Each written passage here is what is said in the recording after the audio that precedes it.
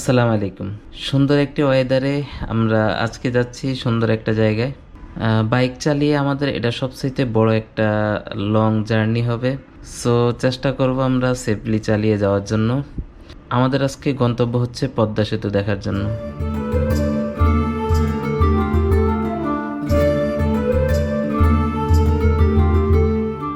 So দেখতে পাচ্ছেন যেহেতু আমরা অনেক দূরে যাব তাই আমরা তেল নিয়ে নিচ্ছি। তেলের জন্য আমরা এখানে সিরিয়ালে দাঁড়িয়ে আছি। আস্তে আস্তে লাইন ব্রেক করতেছেন কেন? ওই লাইনে যাইতেছেন, যান। যে লাইনে আছেন ওই লাইনে থাকেন। ওটা আলাদা লাইন, এটা আলাদা লাইন না।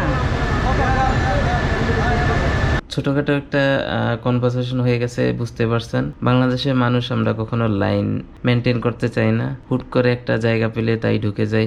মাঝখানে আমি ভিডিও ক্লিপ নেওয়া হয়নি, আমি কিন্তু ঢুকে পড়েছি এক্সপ্রেসওয়েতে।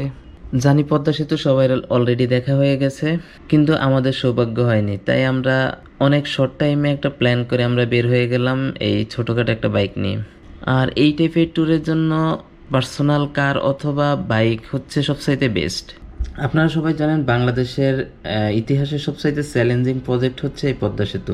এটি শুধু বাংলাদেশ নয়, সমস্ত এশিয়া মহাদেশের মধ্যে অনেক বড় একটা সেতু। আর এই জিনিসটি আমরা আজকে দেখতে যাচ্ছি, আমরা অনেক বেশি রোমাঞ্চিত। সো ভিউয়ার্স, আপনারা দেখতে পাচ্ছেন এত সুন্দর হাইওয়েতে কার না ভালো লাগে বাইক চালাইতে। যদিও আমরা এই হাইওয়েতে বেশ কয়েকবার আসা হয়েছিল, বাট পদ্মা সেতু ওপেন হওয়ার পরে আর আসা হয়নি, যার কারণে মেন অ্যাট্রাকশনটা কিন্তু পদ্মা সেতু ভিতরে। এত সুন্দর একটা রোডের ভিতরে বাইক চালিয়ে পুরো ফিদা হয়ে গেলাম।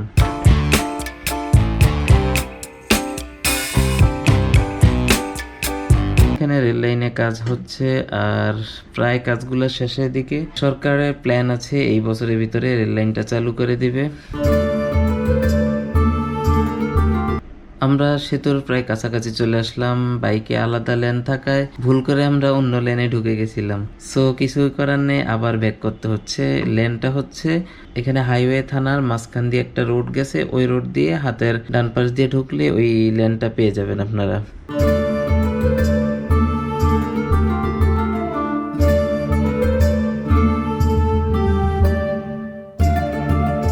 জি গাইজ, দেখতে পাচ্ছেন আমরা থানার সামনে দিয়ে যাচ্ছি, তার মানে আমরা হচ্ছে সঠিক লেনে চলে আসলাম।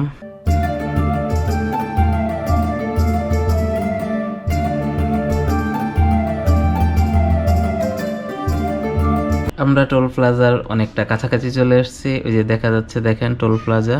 সো আমরা টোল প্লাজার কাছাকাছি যাওয়াতে ওখান থেকে একজন বলছিলেন যে টোল প্লাজা কোনো ভিডিও করা যাবে না। আপনারা জানেন বাইকের জন্য 100 টাকা করে টোল দিতে হয়। এখন আমাদের কাছে একটা অন্যরকম এক্সাইটমেন্ট কাজ করতেছে। পদ্মা সেতুতে উঠবো, একটা ব্যাপার আছে না। অসাধারণ কাজ করেছে এখানকার কলা কৌশলীরা, যা ওয়ার্ল্ড ক্লাস বলা যায়। আজকের ওয়েদারটা আর আমাদের ট্যুর প্ল্যানটা এত সুন্দরভাবে ম্যাচ করে গেছে।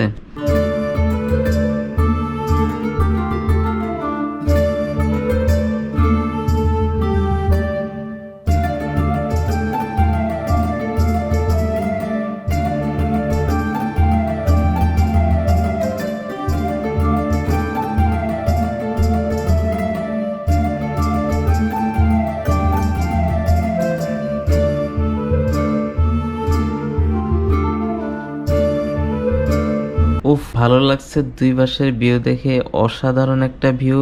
এবং কি ব্লু আকাশ, মেঘের যে আভাগুলা আমাদেরকে মুগ্ধ করতেছিল।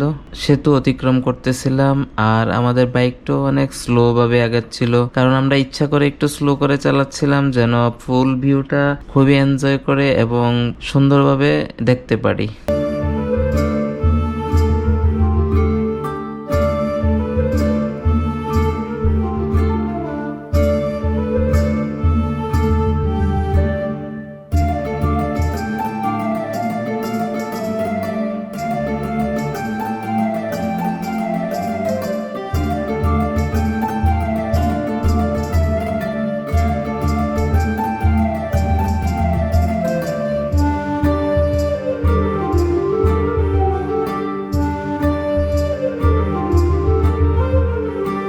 দেখতে দেখতে যেন 6 কিলোমিটার কোথায় দিয়ে শেষ হয়ে গেল বুঝতেই পারিনি।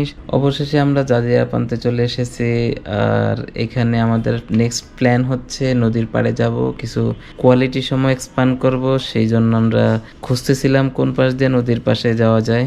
আপনারা সেতু থেকে নেমে হাতের বাম পাশ দিয়ে গেলেই দেখতে পাবেন শেখ রাসেল সেনানিবাস, মানে একদম নদীর পাড়ে এই নতুন সেনানিবাসটা চালু করেছেন। দেখতে পাচ্ছেন আমরা প্রায় নদীর কাছাকাছি চলে এসেছি। এদিকে কাঁচা রোড কাজ চলছে। ব্লকের উপরে নদীর পাড়ে এত সুন্দরভাবে সাজানো হয়েছে, এটা হচ্ছে নদী শাসন করার জন্য তৈরি করা, খুবই স্ট্রংভাবে, যেন কোনো কারণে নদী যেন ভেঙে না যায়। তবে জায়গাটা এত সুন্দর, এত অসাধারণ একটা ভিউ বা বলে বোঝাতে পারবো না। আজকে বাইক নিয়ে না আসলে কিন্তু এই জায়গায় আসা একটু কষ্ট করেই হয়ে যেত। মোটামুটি ভালো ঘুরে আমাদের এই পর্যন্ত আসতে হয়েছে।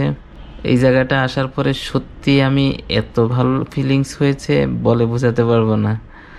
আর এখান থেকে একদম অনেক সুন্দরভাবে আপনি পদ্মা সেতুকে দেখতে পারবেন এবং উপভোগ করতে পারবেন।